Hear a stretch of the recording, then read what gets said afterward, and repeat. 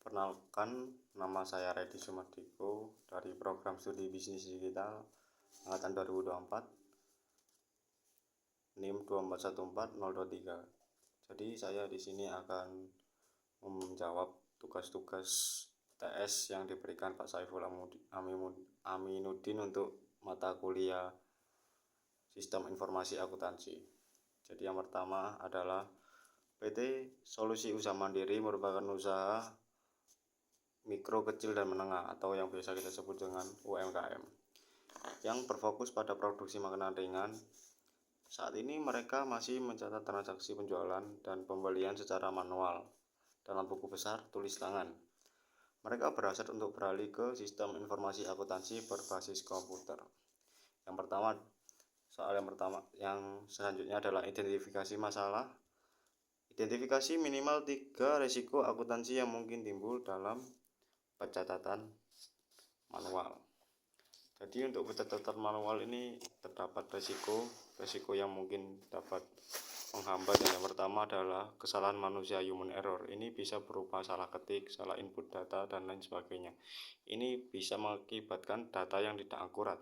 Dan yang kedua adalah kehilangan data. Kehilangan data ini bisa mengakibatkan kerusakan fisik. Nanti pencatatan yang dilakukan, kertasnya luset dan lain sebagainya. Dan yang ketiga adalah ketidakamanan data. Ketidakamanan data ini meningkatkan kemungkinan pencurian dari pihak tertentu yang tidak bertanggung jawab. Itu untuk yang pertama. Dan yang kedua adalah rancanglah alur sistem informasi akuntansi yang sederhana untuk proses penjualan dan pembelian. Yang pertama adalah proses penjualan. Dimulai dengan penerimaan pesanan.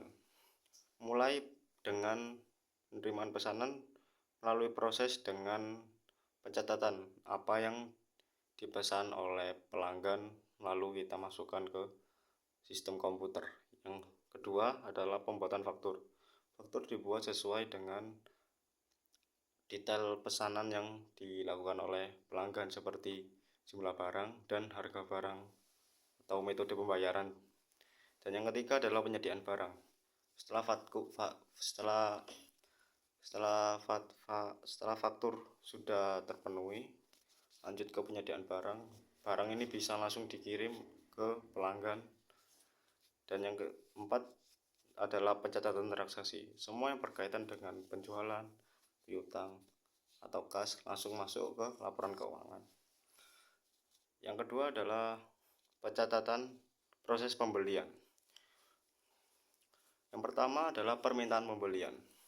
Permintaan pembelian ini input data dari seorang pihak gudang untuk ngecek barang apa yang mereka butuhkan. Lalu kita masukkan input data. Dan yang kedua adalah sistem pembelian. Setelah input data tadi disetor ke pihak yang terlibat, mereka melakukan pengiriman input ini ke pihak pemasok. Barang apa saja yang dibutuhkan untuk pabrik ini tadi. Yang ketiga adalah penerimaan faktur. Jadi pihak pemasok mengirim faktur detail pesanan apakah sesuai dengan yang diminta oleh perusahaan. Dan yang terakhir adalah transaksi, laporan transaksi. Jadi laporan ini membahas metode pembayaran atau sistem pembayaran yang dilakukan pabrik kepada pemasok. Itu yang 1.1, 1.2. Selanjutnya adalah 1.3. Ini adalah jelaskan bagaimana integrasi modul penjualan dan pembelian dapat mempermudah proses pelaporan keuangan bulanan perusahaan. Integrasi modul penjualan dan pembelian dalam sistem keuangan perusahaan akan mempermudah proses pelaporan keuangan bulanan karena semua transaksi terkait langsung terakumulasi dan terintegrasi ke dalam sistem. Ini mengurangi kesalahan manual, meningkatkan efisiensi, dan mempermudah pembuatan laporan keuangan seperti laba rugi, neraca, dan arus kas. Ya, jadi setelah itu adalah proses masalah yang kedua. Sebuah koperasi simpan pinjam berbasis desa menghadapi tantangan dalam mendeteksi kesalahan pencatatan transaksi. Dan beberapa kali terjadi penyalahgunaan dana akibat tidak adanya pemisahan tugas yang jelas. Selanjutnya adalah identifikasi kelemahan sistem pengendalian internal yang mungkin terjadi ke dalam koperasi tersebut. Mungkin yang pertama adalah kurangnya pemisahan tugas. Jika satu orang ini membackup semua dari pencatatan, pengesahan, dan pelaporan, resiko untuk kesalahan ini sangat besar dan bisa juga disalahgunakan terhadap dana yang disetorkan kepada pegawai tersebut. Itu yang pertama. Yang kedua adalah pencatatan manual. Penggunaan pencatatan manual dapat menyebabkan kesalahan manusia seperti kesalahan pengetikan atau kelalaian mencatat transaksi. Yang ketiga adalah kurangnya pengawasan dan pemeriksaan. Tanpa adanya pengawasan yang memadai dan pemeriksaan berkala, kesalahan dan kecurangan dapat terjadi dan tanpa terdeteksi. Selanjutnya adalah yang terakhir adalah kurangnya pelatihan. Anggota koperasi dan staf mungkin tidak memiliki pengetahuan yang cukup tentang prosedur pengendalian yang dapat menyebabkan pelanggaran prosedur. Selanjutnya adalah apabila koperasi berkeinginan untuk mengadopsi perangkat lunak akuntansi, fitur-fitur apa saja yang harus diprioritaskan agar membantu resiko kesalahan dan kecurangan agar dapat mengurangi resiko. Jadi yang mungkin bisa dilakukan adalah pemisahan tugas. Ini memungkinkan seseorang tidak langsung satu orang 3 kerjaan itu enggak. Jadi dipisah-pisah, ada yang bagian laporan pencatatan, ada yang bagian pengesahan, dan ada juga yang bagian pelaporan. Itu untuk yang dapat ditambahkan fiturnya. Yang kedua adalah otomatis pencatatan transaksi. Fitur ini memungkinkan pencatatan otomatis untuk mengurangi kesalahan manusia dalam pencatatan. Dan yang kedua adalah pelatihan kepada staf karyawan koperasi. Jadi nanti menyediakan pelatihan terhadap staf untuk memastikan mereka memahami cara menggunakan perangkat lunak dengan benar. Dan yang terakhir adalah laporan keuangan real time. Ini adalah bertujuan untuk menghasilkan laporan keuangan yang secara real time untuk membantu kesehatan keuangan koperasi secara langsung. Untuk selanjutnya, permasalahan yang nomor 3 adalah seorang staf akuntansi di perusahaan manufaktur dengan sembunyi-sembunyi mengunduh data keuangan perusahaan menggunakan akun administrator dan kemudian membagikannya kepada pihak luar tanpa memperoleh izin. Jelaskan dari perspektif sistem informasi akuntansi bagaimana insiden ini dapat terjadi dalam konteks kelemahan sistem. Ini bisa terjadi karena yang pertama adalah kontrol akses yang lemah. Kontrol akses yang lemah ini dapat mengakibatkan kejadian seperti itu karena sistem kontrol tidak memiliki akses yang ketat. Jadi staf akuntansi ini dapat dengan mudah mengakses informasi sensitif tanpa pengawasan. Yang kedua adalah kurangnya audit trail.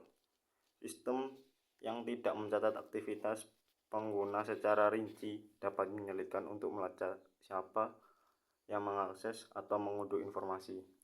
Tanpa audit yang memadai, tindakan tidak etis dapat dilakukan tanpa terdeteksi atau tanpa ketahuan.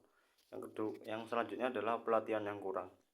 Staf mungkin tidak dilatih dengan baik mengenai kebijakan keamanan informasi dan etika profesional. Kurangnya kesadaran tentang konsekuensi dari tindakan mereka dapat menyebabkan pelanggaran. Selanjutnya adalah kebijakan keamanan yang tidak jelas. Jika perusahaan tidak memiliki kebijakan keamanan informasi yang jelas dan tegas, staf mungkin tidak memahami batasan-batasan yang harus dilaksanakan oleh seorang karyawan. Jadi untuk selanjutnya adalah bagaimana sistem informasi akuntansi seharusnya dirancang untuk menjaga kebocoran data semacam ini. Sistem yang harus digunakan untuk menjaga kebocoran data ini mungkin kontrol akses yang ketat. Kontrol akses yang ketat ini adalah membatasi informasi sensitif hanya kepada individu yang berwenang. Jadi tidak semua orang memiliki